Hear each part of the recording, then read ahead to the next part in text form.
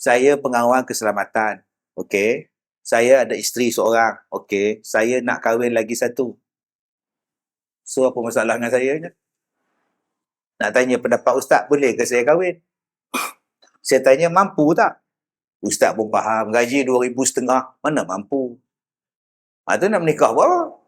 Masalah. Tak, dengar Ustaz. Hukum berkahwin dua dan apakah definisi mampu yang Islam maksudkan? Baik. Yang pertama, kahwin 2 ke, 3 ke, 4 ke, seorang ke, harus. Asal hukumnya adalah harus. Kahwin 2 bukan wajib. Kahwin 2 bukannya wajib. Tak, dia harus. Apa makna harus? Dibenarkan. 1. 2. Dalam Islam, bila Allah meletakkan sesuatu benda, dia bukan untuk menyusahkan. Islam menyelesaikan masalah, bukan menimbulkan masalah. Islam nak mengelakkan masyarakat. Dia tak suka kepada masyarakat. Dia mendatangkan kepada kita sesuatu benda yang senang. Jangan tuan-tuan faham, menikah dua ni lah punca bergaduh Ustaz. Tak. Yang punca bergaduh orang, bukan hukum. Kalaulah poligami ni tak bagus, nescaya Allah haramkan poligami. Kalau poligami ni bermasalah, lama dah. Tak ada hukum pun poligami ni. Kenapa? Sebab apa dia dibenarkan? Sebab kadang-kadang dia menyenangkan, menyelesaikan masalah. Serupalah dengan cerai. Bercerai itu diharuskan. Akak Leha boleh minta cerai. Abang Din boleh ceraikan. Bukan makna bila dah kahwin tak boleh bercerai. Boleh. Serupa kita semayang. Sembahyang, kalau saja berhenti, haram. Allahu Akbar. Telefon berbunyi. Bismillahirrahmanirrahim. Alhamdulillah. Telefon bunyi. Janda yang mana? Janda yang mana? Siapa pula ni? Tak boleh. Mana boleh. Ya, rintun dia janda yang mana? Janda yang mana? Mana boleh berhenti. Tetapi kalau rumah terbakar, boleh berhenti. Allahu Akbar. Isteri menjerit, abang, rumah terbakar. Syahid, bismillah. Tak, tu bukan syahid. Tu tak apa sihat nama dia. Tak. Boleh berhenti. Tak salah. Ular duduk tengah-tengah sejadah. Gini, kembang. Kita nak sujud, tak sujud. Sujud, tak sujud. Mana boleh berhenti sembahyang? Tak apalah, tawakal lah.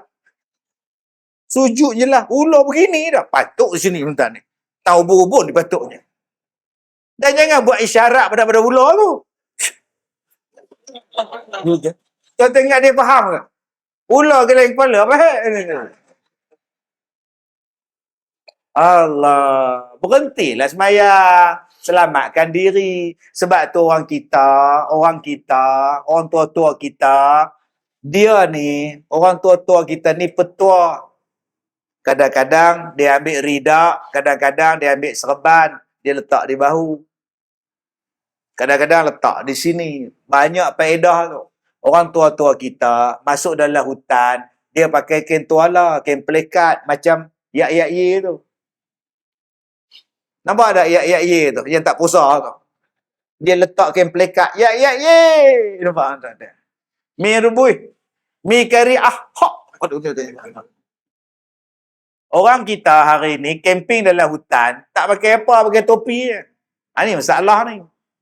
Ni, kalau tangan patah, kain ni jadi anduh kita. Kalau kawan kita jatuh dalam gaung, kain tuala, kain pelekat tu, angkat dia. Kalau tengah dalam hutan, jalan, tuan-tuan, jumpa buah kerubi. Kita pun potong, bubuh dalam kain, buat balik. Hoi. Tu gunanya kain, gunanya ni. Kalau tengah-tengah sembahyang, ular datang. Masuk dalam hutan, ular duduk depan lagu tu. Mat, jangan lari, Mat. Jangan bergerak, Mat. Selagi kau tak bergerak, selagi tu dia tak patut, Mat. Dan dalam jam tak bergerak ni, woi. Itu dia. Sebab itu, kalau ada ular, kita sembahyang, ular duduk atas jadah, Kain serban kita ni, macam abang haji kita ni, Palestin ni. Ni, ambil kain serban dia, kain ridak dia, selendang dia, lempar kat ular tu. Itulah orang tua-tua dulu petua dia. Bila kain jatuh atas ular tadi, ular bukan ada tangan. Tak ada, tuan. Masa tu larilah. Ya Allah, kita ni dah duduk di bandar ni, dah tak faham. Bukan saja-saja dia pun letakkan tuan-tuan di atas kepala tu kain tuala dan sebagainya. Kalau luka yang tu jadi balut. Tuan-tuan, begitulah dengan perkahwinan. Bukan kata tak boleh bercerai. Boleh bercerai, harus. Kenapa kau ceraikan isteri kau? Dia nusyus. Saya balik ke rumah. Saya tengok ada kasut laki-laki. Saya masuk dalam bilik. Saya tengok isteri saya dengan laki-laki atas katil. Ada?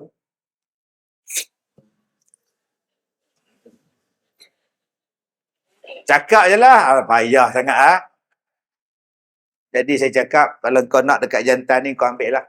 Itu yang saya ceraikan dia, Ustaz. Abang tak ada penampar lelaki tu pula. Badan dia besar, Ustaz. Takut dia. Tak ada abang bunuh dia pula. Abang bunuh, abang dosa pula. Bukan mengharuskan abang bunuh jantan tu dengan isteri abang. Tak boleh. Walaupun mereka buat macam tu. Jalan penyelesaian cerai. Saya tak ada, Ustaz. Saya cari ke dapur. Saya kejar jantan tu. Saya tikam, Ustaz. Puas hati, Ustaz.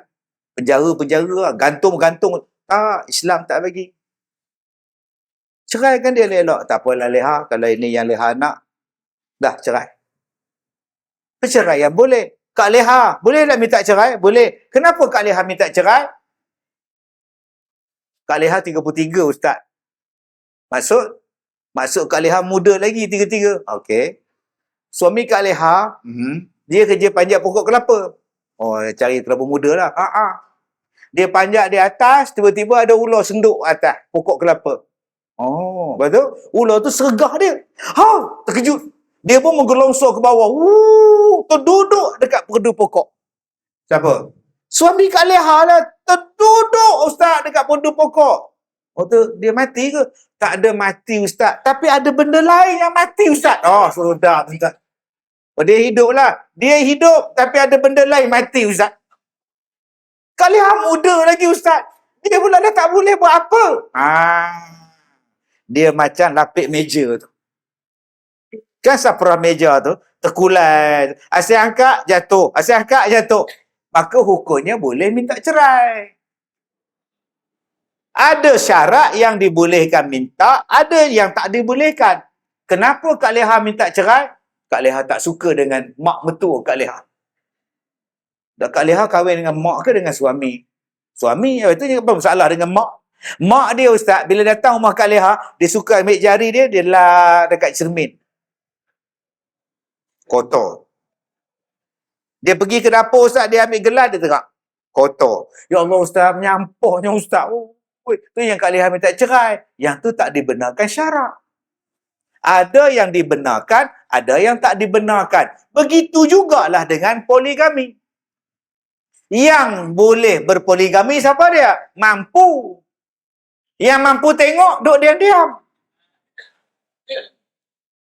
Yang masalah sekarang ni yang tak mampu ni. Yang ni yang menjadikan perkahwinan tu tak cantik. Bukan hukum. Hukum cantik. Orang tu. Yang mampu pula takut isteri. Yang faham agama tak nak menikah dua pula. Mentah-mentah lah yang minang 67. Yang mana faham? Tak faham sudah. Sepatutnya yang faham agama, yang boleh berlaku adil, yang mampu, yang tahu hukum halal haram, yang ni lah yang kena bimbing. Supaya jadi betul. Sekarang ni yang tak reti agama, pergi menikah dua. Agak-agak jadi apa? Akhirnya orang benci menikah dua. Tambah pula dalam filem pula, asal menikah dua je zalim. Ai senangnya dalam mati. Mesti pandai pembohong, mesti pandai temberang. Tak, tuan-tuan. Ada orang saya jumpa, isteri dia meminang untuk suami dia. Saya pergi rumah suami dia. Suami dia duduk kat depan, ada tetamu datang, saya duduk tengah rumah. Isteri dia keluar pada dapur, bawa air. Tak, nyempuklah minum ustaz, nyempuklah. Tak apa, tunggu suami masuklah. Saya tanya kat dia, Kak, betul ke yang saya dengar? Kenapa ustaz? Akak ke yang meminang untuk suami akak, isteri yang kedua? Bukan yang kedua saja ustaz, isteri ketiga pun kak minang. Oh. Kenapa akak minang untuk suami akak? Kak, dia nak kahwin 2 ke 3 ke 4 tu dia punya hal lah ustaz. Dunia je. Kak nak cari syurga ustaz. Masya Allah. Mana isteri nombor 2? Sebelah rumah. Isteri nombor 3? Sebelah rumah. Loh. Yang ni tuan-tuan, saya jumpa isteri dia. Isteri pergi minang untuk suami. Dan panggil madu tu pula duduk sebelah-sebelah. Loh. Saya tengok suami dia atas bawah ada pakai ilmu apa-apa. Tak ada. Tak ada ustaz. Ilmu saya jujur. Ilmu saya nafkah cukup, makan minum cukup. Saya bagi keadilan. Saya tanya lagi pada isteri tua dia. Sebab apa akak minangkan untuk akak dengan suami akak? Kak nak target syurga ustaz. Dunia ni lantak, tak lama lagi mati lah kita ni. Dia nak menikah, dia lah janji akak taat pada Allah. Itu satu. Yang kedua, saya jumpa satu orang, dia pergi minang satu perempuan untuk suami dia. Saya suka gurau. Ambil kak, hebat lah. Pergi minang untuk suami ni, bagus ni. Tak larat tak siang malam, pagi petang, rambut tak ada nak kering. Oh, sudah tuan-tuan.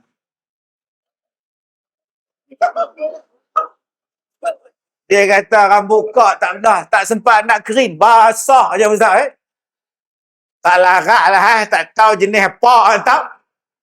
Betul? Bagi dia nikah tu lagi, biar pergi kat dia. Ringan tugas kak Bagi hak muda ni pula buat, tengok jam mana pula ustaz. Jenis apa tak dua ni? Laki dia jenis apa tak? Hoi. Tuan-tuan pernah jumpa jantan jenis tu? Allah, isteri dah pakai dah baju Nabi kerja. Masuk balik. Pi pejabat, kawan pejabat duk perli. Basah tudung nampak? Tiap-tiap hari basah. Jenis tuan-tuan, makan 4-5 kali sehari. Sak-sak nak makan, sak-sak nak makan. Abang tak jemu ke? Ada jenis itu tuan-tuan. Maka Allah Ta'ala bagi. Ada yang ketiga, kenapa yang boleh menikah? Sebab sakit. Siapa? Isteri sakit. Isteri ni sakit lah. Tak suami ke? Abang, kalau abang nak menikah lain, pilih menikah abang. Saya pun tak boleh layan abang dah. Saya sakit. Dia ambil jari dia letak kat mulut isteri dia. Betul bang. Abang kahwinlah lain bang. Saya tak boleh jaga abang. Kalau sudah dipaksa, apa boleh dibuat? Astagfirullahaladzim.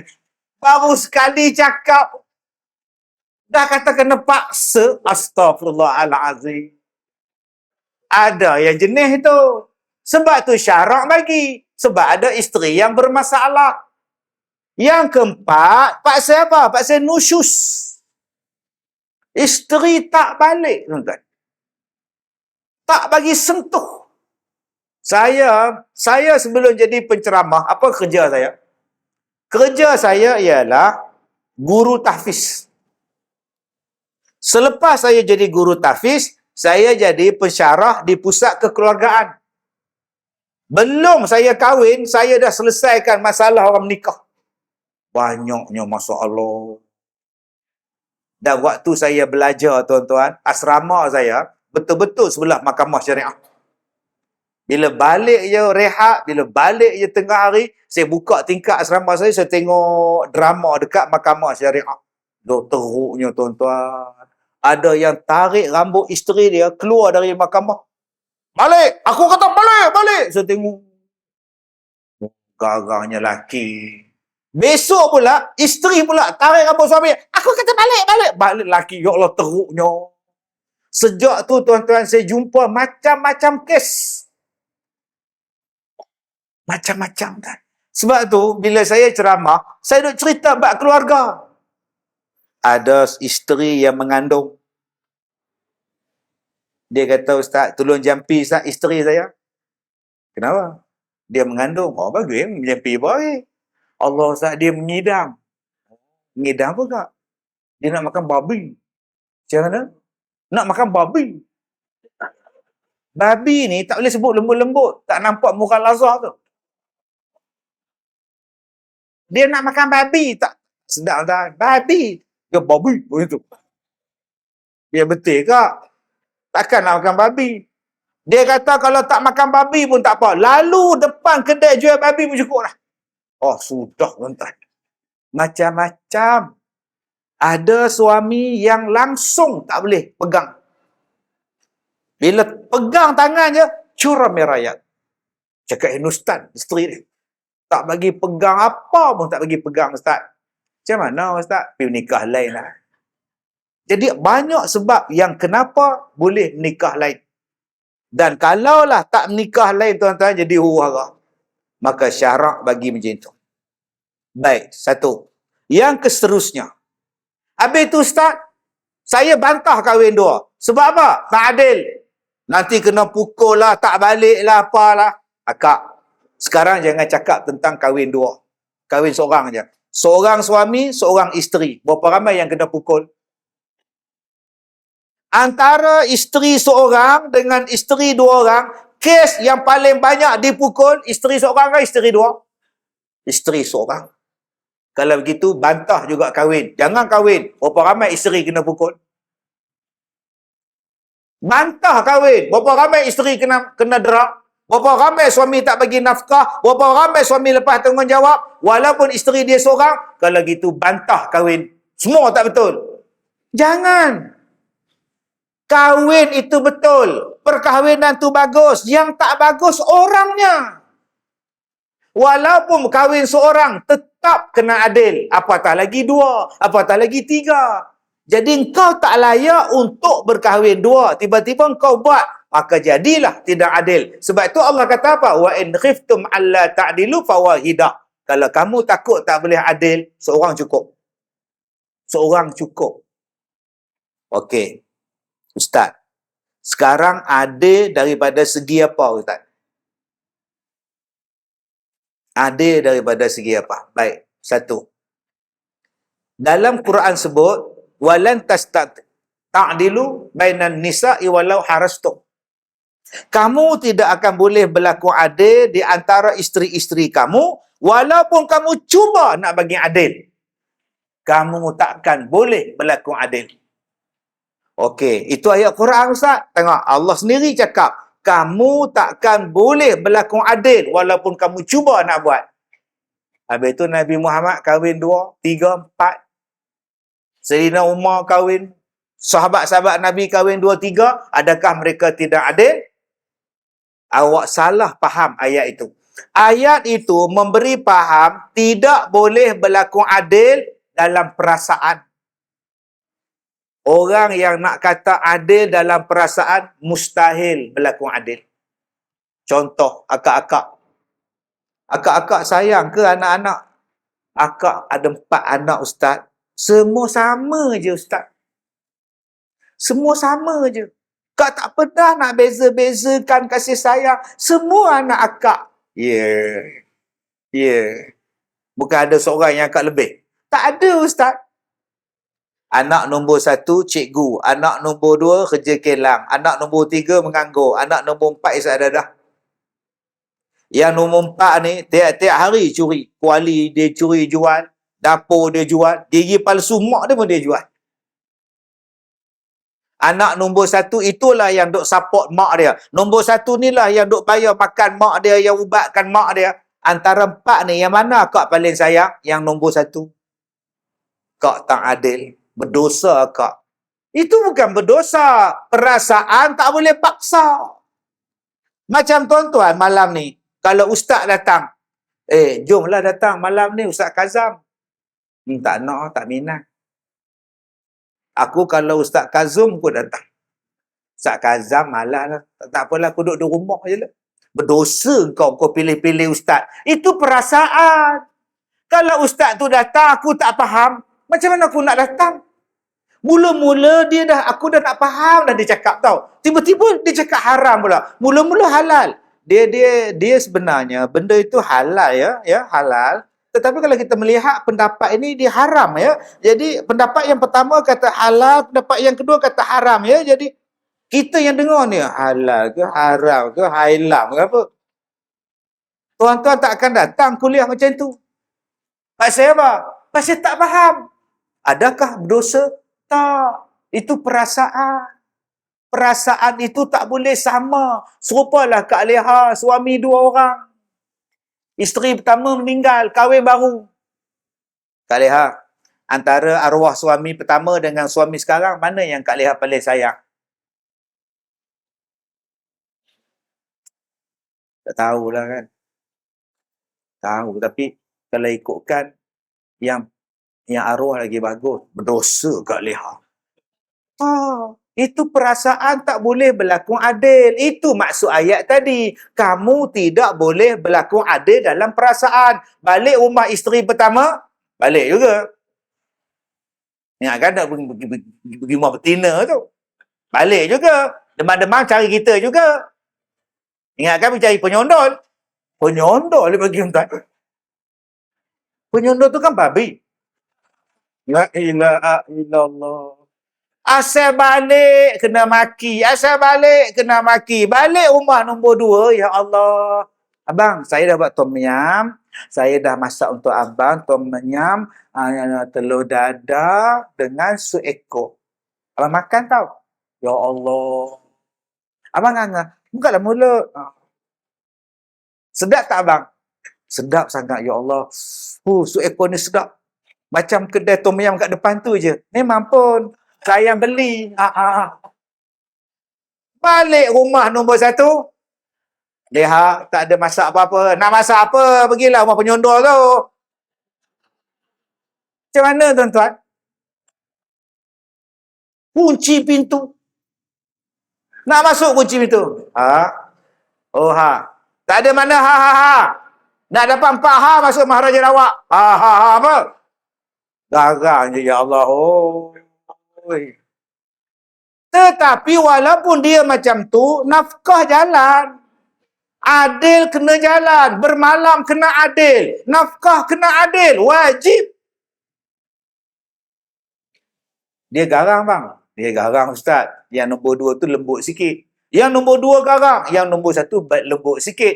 Walaupun perasaan tak sama. Tapi giliran kena adil. Bermalam kena adil. Nafkah kena adil. Yang tu kena adil. Sebab manusia mampu memberi keadilan. Tetapi dalam bab perasaan, manusia tak mampu. Tuan-tuan pun ada orang minat. Tuan-tuan tengok dia berlakon. Suka sangat. Suka sangat. Siapa? Rosyamno. Suka sangat dia berlakon. Mai satu lagi pula ni tak minat lah orang ni. Kita pelakon pun kita minat. Pembaca berita pun kita minat. Kalau orang ni baca berita, malah aku tengok. Adakah kita berdosa? Perasaan. Sebab tu Nabi Yaakob dengan anak-anak dia, 12 orang. Yang paling dia sayang siapa? Nabi Yusuf. Adakah Nabi Yaakob berdosa? Nabi Muhammad yang paling dia sebut Khadijah, yang paling dia sayang Aisyah, yang paling banyak dia korbankan, yang paling banyak dia puji Saudah. Masya Allah tuan-tuan. Adakah Nabi Muhammad ini tak adil? Dalam bab perasaan dia akan ada. Tapi dalam bab keadilan semua sama. Jadi tuan-tuan, syarat dia ialah mampu. Okey Ustaz. Saya setegak tentang lah. Saya jaga. Okey, saya pengawal keselamatan. Okey. Saya ada isteri seorang. Okey. Saya nak kahwin lain. Ulang balik. Saya pengawal keselamatan. Okey. Saya ada isteri seorang. Okey. Saya nak kahwin lagi satu. So, apa masalah dengan saya je? Nak tanya pendapat Ustaz, boleh ke saya kahwin? Saya tanya, mampu tak? Ustaz pun faham, gaji 2,500, mana mampu? Tu nak menikah buat apa?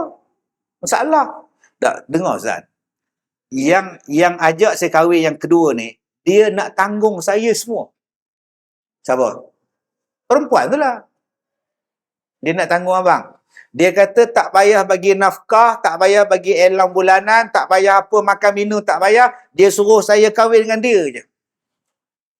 So macam mana Ustaz? Saya tak mampu Ustaz, gaji 2,500. Tapi dia ajak saya kahwin, dia kata yang lain dia lepaskan tanggungjawab saya. Dia tak ungkit, dia tak minta, dia kata jadi suami dia je. So macam mana Ustaz? Belasah je lah. Sebab apa? Sebab isteri tadi dah ambil. Nama dia apa? Batah nama dia. Jadi kalau tak mampu, yang hak nombor 2 cakap, awak kahwin dengan kita, kita tanggung awak semua. Awak bagi je giliran bermalam kat kita. Awak punya allowance saya bagi pula sebulan 2,500. Wow. Maka pada masa itu daripada tak mampu, dia telah naik jadi mampu. Tapi kalau tak mampu, abang, isteri nombor 1 kata, abang nak kahwin lain itu hak abang. Saya tak pernah marah. Itu hak abang. Janganlah menangis. Cakap elok. Tak adalah sedih. Saya tak bantah abang nak kahwin lain. Itu hukum. Hukum kata boleh. Boleh. Tapi saya bantah abang. Kenapa? Sewa rumah saya bayar. Makan minum saya tanggung. Yuran sekolah anak saya bayar. Van sekolah anak pun saya bayar. Gaji awak tu beli bayar kereta dengan motor awak je. Tiba-tiba awak nak kahwin lain lagi. Saya tak setuju. Kalau akak tak setuju atas sebab itu, silakan. Sebab tak setuju sebab dia tak mampu. Saya tak setuju awak kahwin lain. Sebab apa? Sebab awak tak mampu. Saya seorang pun awak tak nak bagi nafkah. Hari tu awak bagi 200. Setengah bulan awak minta balik.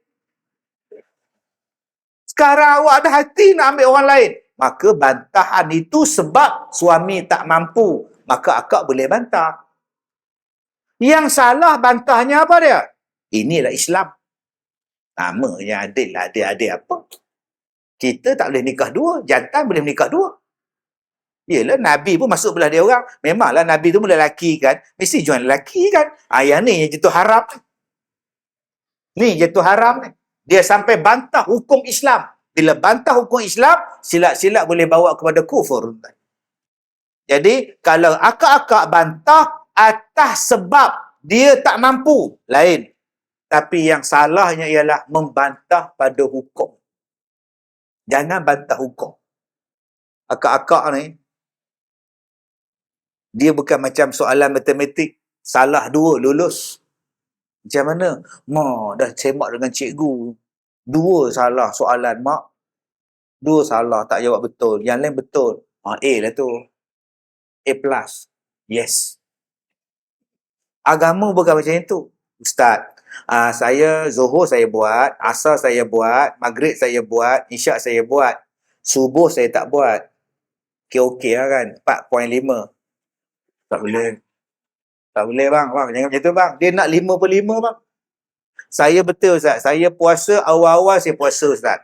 Kan? Tapi pada 10 hari terakhir memang saya tak puasa Ustaz. Kenapa? Saya bisnes lemang. Jadi memang sibuk kan. Tak sempat lah tu yang saya kata tak apalah. Saya bulan Syawal lah saya puasa lain. Tak boleh bang. Dia kena penuh bang. Agama bukan macam itu. Dia kena masuk keseluruhan dia. Macam Kak Leha. Kak Leha ni semua terima hukum. Pakai tudung, labuh sampai ke pusat. Sarung lengan sampai ke ketiak pakai. Pakai purdah pula. Siap Palestin lagi. Masya Allah. Stokin ni bukan stokin perempuan. Stokin bola laki dia tu. Oh. Punya tutup aurat. Tasbih tak main. Yang ni tak main. Tasbih cincin tu. Sambil dengar ceramah tu. Wajibnya tasbih. Baca Quran siang, malam, pagi, petang. Semua setuju. Tiba-tiba, tang satu je tak setuju. Ini masalah. Akak-akak ni, semua benda halal setuju. Melainkan nikah 2. Yang tu rosak kita. Serupalah abang-abang pun. Semua benda haram. Haram, haram, haram. Pergi ke Mekah. Habis semayang di Masjidil Haram, Masjid Nabawi, lepak kedai arak, minum teh. Pakai baju pagoda, seluar jerut, minum teh. Sambil minum teh buat apa? Sambil minum teh buat apa? Tuan-tuan tengok tepi jalan dekat Madinah. Minum teh kebab. Belah kiri buat apa? Hak lain semua haram. Mai hak tu tak boleh tinggal. Tak mana faham? Faham. Tak faham sudah. Tak. Ya orang perempuan, yang lain semua halal. Mai hak nikah tu haram. Hak lain semua haram. Mai hak tu halal. Ni penyakit kita. Sebab tu Allah Ta'ala kata, udkhulu fis silmi kafah. Masuklah dalam Islam secara keseluruhan dia. Jadi abang-abang, kalau nak nikah dua, tolong berlaku adil. Yang kedua, kena mampu. Mampu daripada nafkah. Mampu daripada bermalam. Mampu bergilir. Kena adil. Akak-akak, pak saya apa bantah? Tengok di sini. Ada satu kes, tuan-tuan. Dia mari jumpa saya di pejabat. Bila mari tu, nangis. Biasalah orang perempuan saya ni, bila menangis tak tisu. Lambat pula lah, nak habis menangis ni. Salah apa kak? Ustaz bayang tengok Ustaz. Ya, saya cuba imagine. Suami kak, dia dah kahwin 25 tahun Ustaz. Kau tak tahu? Kau tak tahu Ustaz? Dia sorok, dia kahwin senyap-senyap. Macam mana boleh bocor? Dia mandi, telefon dia berbunyi. Kak angkat, dia tulis LAP. Kak angkat, bila kak angkat, hello, dah letak. Bila dia keluar bilik mandi, abang, ni ada orang call abang. Siapa? LAP. Bila saya angkat, dia letak. Siapa ni bang? Oh, lembaga air perak. Adalah tu bil tak bayar ke apa ke. Abang sekarang ni pukul 6.30 petang, kejadah apa lembaga air telefon. Abang telefon balik, saya nak dengar. Abang jangan tipu saya, abang call balik. Benda-benda kecil je lah, tak ada apa silap dial ke apa. Abang call. Dia call Ustaz. Bila call, saya loudspeaker, perempuan. Abang datang tak malam ni? Hello? Abang datang tak malam ni? Hello, ni siapa ni? Letak. Siapa ni bang? Saya desak-desak dia Ustaz. Dia mengaku Ustaz. Dia dah kahwin 25 tahun. Ya Allah. Ustaz payah ke Ustaz? Tapi tiap-tiap malam dia ada. Dia tak pernah bermalam. Dia ada Ustaz. Saya tak sangka dia tipu saya. Lepas tu akak buat apa? Saya halau dia. Abang pergi rumah betina tu. Pergi abang. Abang pergi sana. Pergi sana. Tak nak tengok muka abang. Habis tu, dia pergi Ustaz. Melompat dia pergi Ustaz. Lepas tu, malam tu Ustaz, saya menangis. Bila saya menangis, saya mengadu pada Allah, saya sembahyang malam, saya baca Quran, saya sembahyang Ustaz. Saya baca Quran, ya Allah, berilah kesabaran padaku. Ya Allah Ustaz, saya rasa tenang Ustaz. Besok dia tak balik, saya puasa. Selama ni saya tak ada puasa sunat, saya layan dia je. Selama ni saya tak sembahyang malam, saya layan dia je Ustaz. Bila dia pergi rumah betina tu Ustaz, ya Allah, baru saya dapat bagi masa dengan Tuhan Ustaz. Selama ni saya tak pernah baca Quran malam-malam Ustaz, saya layan dia je. Sekarang bila dia tak ada, saya baca Quran. Bila dia balik, saya layan dia. Bila dia pergi rumah madu, saya layan Allah. Ya Allah Ustaz, tenangnya Ustaz. Betul pun masalah kau pula. Dah elok pun masalahnya. Tak. Saya nak minta Ustaz cakap pada orang perempuan, kalau nak rasa tenang, suruh suami kahwin lain. Tenang sangat. Jadi saya menyampaikan amanah makcik ni lah. Jadi kalau rasa tak sampai tu, rasa berdosa pula. Jadi ini pengalaman dia lah. Jadi bila suami dia pergi sana, dia layan Allah kan. Tenang sangat. Allahuakbar.